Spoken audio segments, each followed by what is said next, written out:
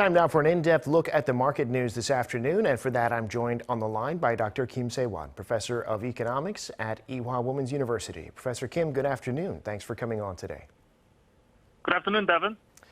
Well, let's start with the IMF. The head of the IMF says it's likely that the global economy will not grow as much as its economists had forecast, which was 6% this year. She sees headwinds coming from inflation, growing debt burdens, and other areas. What do you make of the situation, Professor?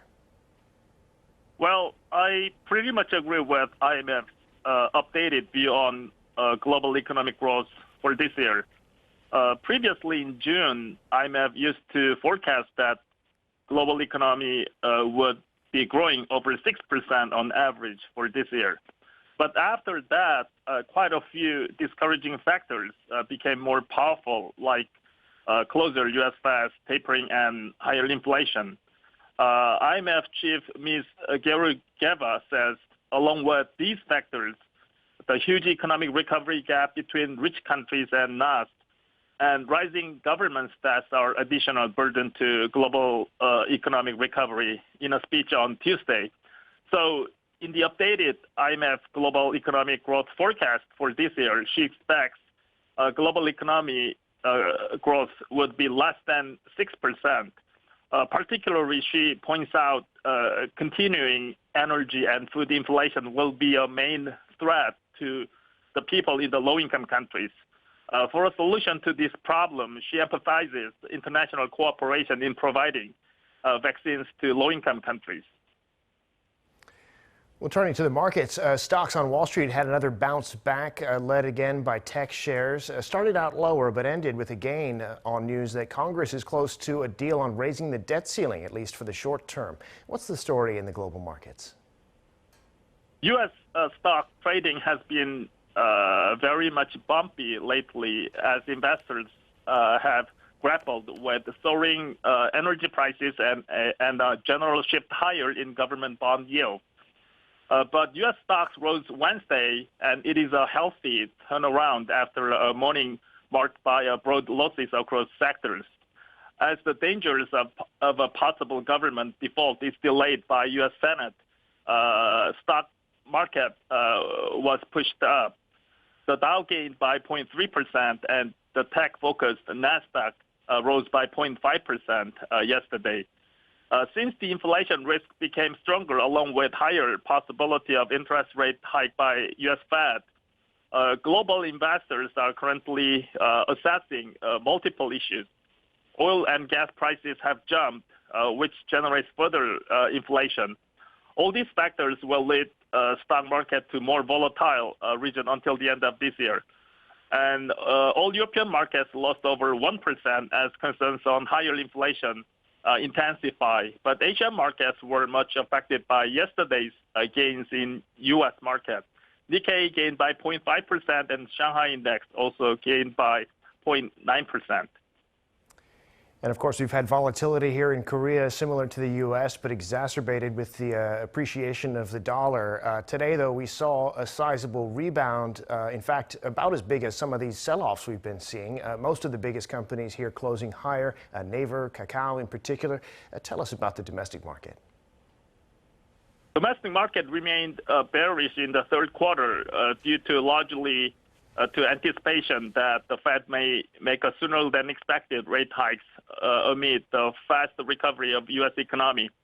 According to my calculation, in the third quarter, the quarterly return became negative for the first time after the outbreak of COVID pandemic. Particularly for the last three trading days, Kospi fell by almost 6%.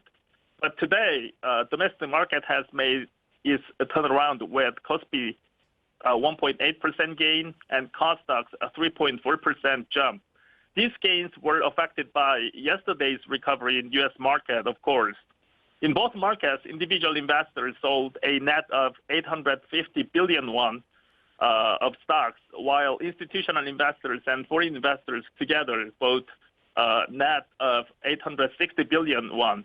All top largest capital stocks gained today, except SK Hynix and LG Chemical.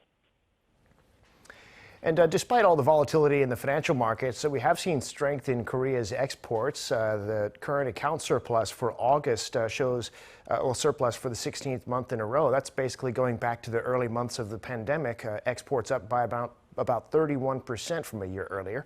What do you see happening on the trade front? Export continues to support Korea's economic recovery over coronavirus pandemic.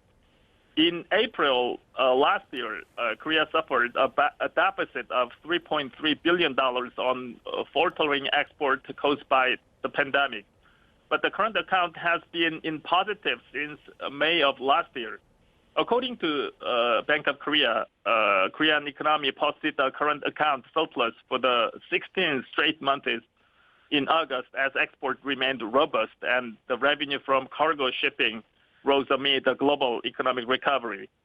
The current account surplus, which is the broadest measure of the cross-border trade, reached $7.5 billion in August.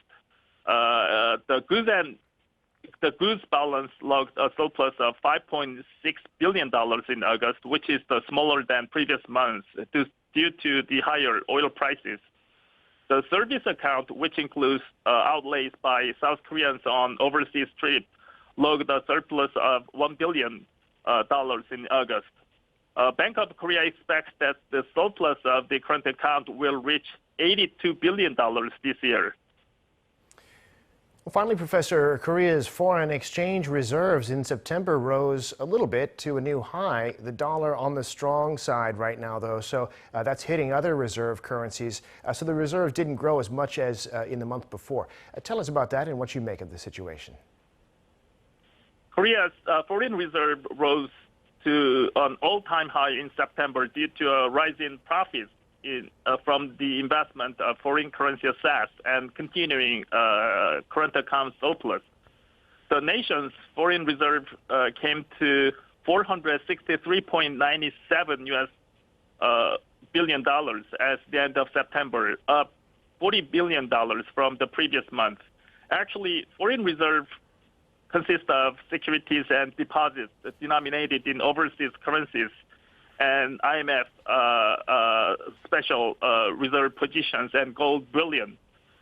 Foreign securities came to $419.3 billion as the end of September, and that accounts almost the 90% of the total foreign reserve. But deposit fell $1.15 billion on month to $19.85 billion, and gold holdings remained unchanged last month. At the end of September, South Korea was the world's 8th largest holder of foreign reserve. Got it. All right, Professor, we'll have to leave it there for today. Thank you, as always, for coming on to share your insights with us. We appreciate it. My pleasure. Thank you.